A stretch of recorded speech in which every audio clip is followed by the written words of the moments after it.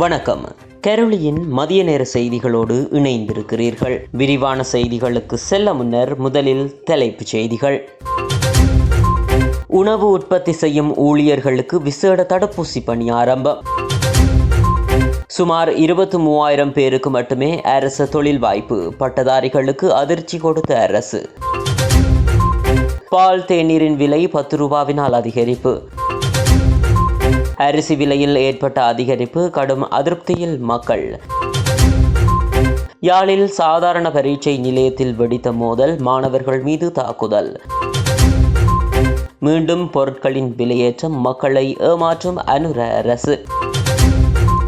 சேவையில் இருந்து தப்பிச் சென்ற 1600 முப்படை உறுப்பினர்கள் கைது. போலீசார் துரத்தி சென்ற இளைஞன் குழியிலிருந்து சடலமாக மீட்பு. மட்டக்களப்பில் பதற்றம். இனி தொடர்வென விரிவான செய்திகள்.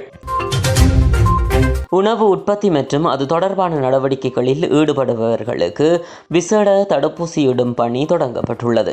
சுகாதார வைத்திய அதிகாரி அலுவலக மட்டத்தில் தடுப்பூசி போடப்படும் என பொது சுகாதார பரிசோதகர்கள் சங்கத்தின் செயலாளர் சமில் முத்துக்குட தெரிவித்தார். உணவு உற்பத்தி தொடர்பான சேவைகளில் ஈடுபடவிருக்கும் ஊழியர்களுக்கு காய்ச்சல் தடுப்பூசி போடப்பட்டதை மருத்துவ அறிக்கையில் குறிப்பிடுவது கட்டாயம் என்றும் அவர் கூறினார். இறக்குமதி செய்யப்படும் பால்மாவின் விலை அதிகரிப்பால் பால் தேநீரின் விலையையும் அதிகரிக்க நேரிடும் என அகில இலங்கை உணவகம் மற்றும் சிற்றுண்டிச்சாலை உரிமையாளர்கள் சங்கத்தின் தலைவர் ஹர்ஷன ருக்ஷான் தெரிவித்தார். அதன்படி ஏப்ரல் 1 முதல் ஒரு கோப்பை தேநீரின் விலையை 10 ரூபாவினால் அதிகரிக்க தீர்மானித்துள்ளதாக தெரிவித்துள்ளார்.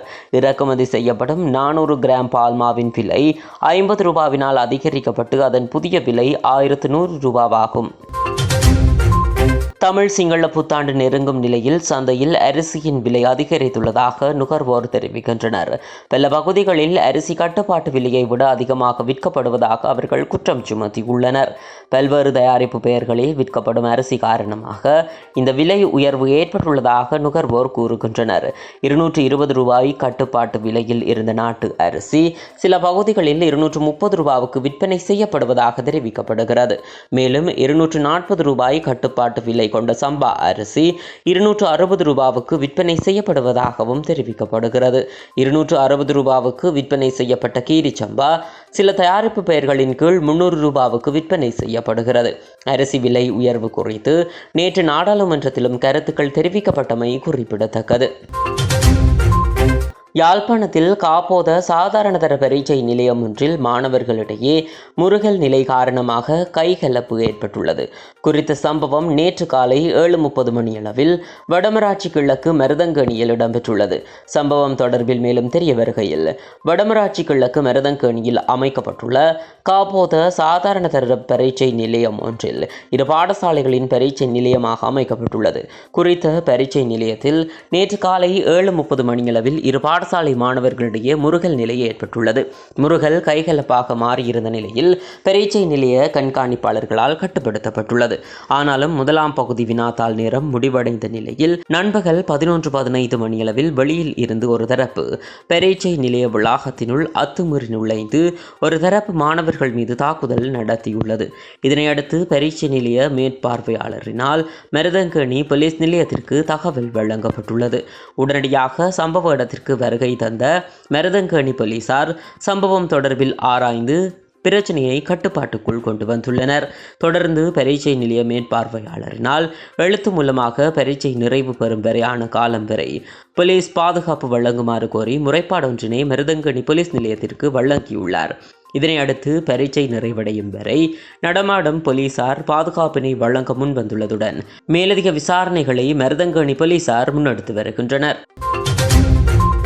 அத்தியாவசிய பொருட்களுக்கு வரி விதிக்கக்கூடாது என்ற அனுரவின் அரசில்தான் பொருட்களின் விலைகள் அதிகரித்துள்ளதாக புதிய ஜனநாயக முன்னணியின் களுத்துறை மாவட்ட நாடாளுமன்ற உறுப்பினர் ரோஹித அபேகுணவர்தன குற்றம் சுமத்தியுள்ளார். நாடாளுமன்றில் நேற்று உரையாற்றிய போதே அவர் இவ்வாறு குறிப்பிட்டுள்ளார். அவர் தொடர்ந்தும் தெரிவிக்கையில், ஜனாதிபதி அனுரகுமார திசாநாயக்க எதிர்க்கட்சியில் இருக்கும் போது பால்மா பிள்ளைகளுக்கு மிகவும் முக்கியமானது. பால்மா விலையை குறைக்க வேண்டும். அத்தியாவசிய பொருட்களுக்கு வரி விதிக்கக்கூடாது, அரசாங்கம் பொறுப்புடன் செயற்பட வேண்டும் என்று குறிப்பிட்டிருந்தார். ஆனால் தற்போது இறக்குமதி செய்யப்படும் பால்மாவின் விலை அதிகரிக்கப்பட்டுள்ளது. அரிசியின் விலை பன்மடங்கு அதிகரிக்கப்பட்டுள்ளது. வாழ்க்கை செலவுகள் அதிகரிப்பால் தான் வீதிக்கு இறங்கி போராடினார்கள். எமது அரசாங்கத்தை வீழ்த்தி தேசிய மக்கள் சக்தி தலைமையிலான அரசாங்கத்தை கொண்டு வந்துள்ளார்கள். யார் ஆட்சியில் இருப்பது என்று மக்கள் பார்ப்பதில்லை. தான் சிறந்த முறையில் வாழ வேண்டும் என்றே மக்கள் கருதுவார்கள். ஆகவே மக்கள் தொடர்பில் விசேட கவனம் செலுத்த வேண்டும். வேலையில்லா பட்டதாரிகளில் பெரும்பாலானோர் இந்த அரசாங்கத்திற்கு வாக்களித்தனர். ஆகவே தேர்தல் காலத்தில் வழங்கிய வாக்குறுதிகளுக்கு அமைவாக தொழில் வாய்ப்புகளை வழங்குங்கள். பட்டதாரிகளின் போராட்டத்தை தடுப்பதற்கு நடவடிக்கை எடுப்பதை அரசாங்கம் தவிர்த்து கொள்ள வேண்டும் என நாடாளுமன்ற உறுப்பினர் ரோஹித அபேகுணவர்தன தெரிவித்துள்ளார்.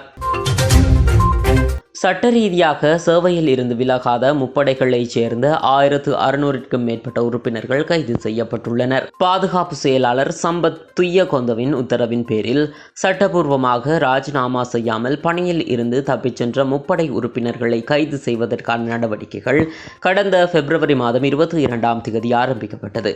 அதன்படி நேற்று வரை பணியில் இருந்து தப்பிச் சென்ற 1604 முப்படை உறுப்பினர்கள் கைது செய்யப்பட்டுள்ளனர்.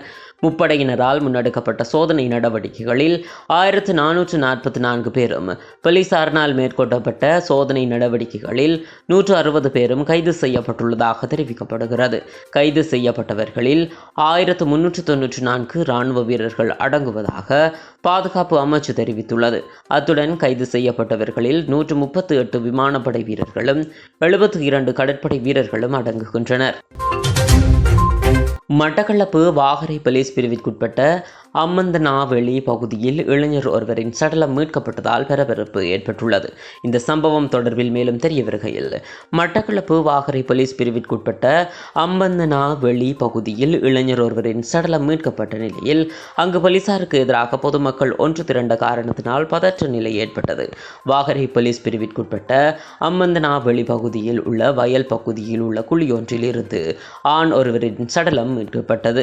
நேற்று இரவு 8:30 மணியளவில் அம்மந்தனாவெளி பகுதியில் போலீசார் இருவரை கைது செய்ய முற்பட்ட போது அதில் ஒருவர் தப்பியோடியதாகவும் தப்பியோடிய நபரே சடலமாக மீட்கப்பட்டுள்ளதாகவும் தகவல்கள் தெரிவிக்கின்றன. குறித்த இளைஞன் தப்பியோடிய நிலையில் குழிக்குள் வீழ்ந்து இறந்திருக்கலாம் என போலீசார் கூறுகின்றனர். இந்நிலையில் குறித்த இளைஞன் பிடிக்கப்பட்டு அடித்து கொல்லப்பட்டிருக்கலாம் என பொதுமக்கள் சந்தேகம் வெளியிட்டுள்ளனர். குறித்த சம்பவம் போலீசாரினாலேயே ஏற்படுத்தப்பட்டுள்ளதாக கூறி பொதுமக்கள் போராட்டத்தினை நடத்த முற்பட்ட நிலையில் அப்பகுதியில் விசேட அதிரடிப்படையினரும் போலீசாரும் குவிக்கப்பட்டு பாதுகாப்பு பலப்படுத்தப்பட்டன. இதன்போது சம்பவ இடத்திற்கு வருகை தந்த நீதிபதி மரண விசாரணையினை முன்னெடுத்ததுடன் சடலத்தினை பிரேத பரிசோதனைகளுக்காக மட்டக்களப்பு போதனா வைத்தியசாலைக்கு கொண்டு செல்லுமாறு பணித்துள்ளார். இது தொடர்பில் மட்டக்களப்பு மாவட்ட குற்ற தடயவியல் பிரிவு போலீசார் ஸ்தலத்திற்கு சென்று விசாரணைகளை முன்னெடுத்தனர். முழுமையான காணொளிகள் மற்றும் விரிவான தகவல்களை அறிந்து கொள்ள கரோலி மீடியா யூடியூப் சேனலோடு இணைந்திருங்கள். நன்றி.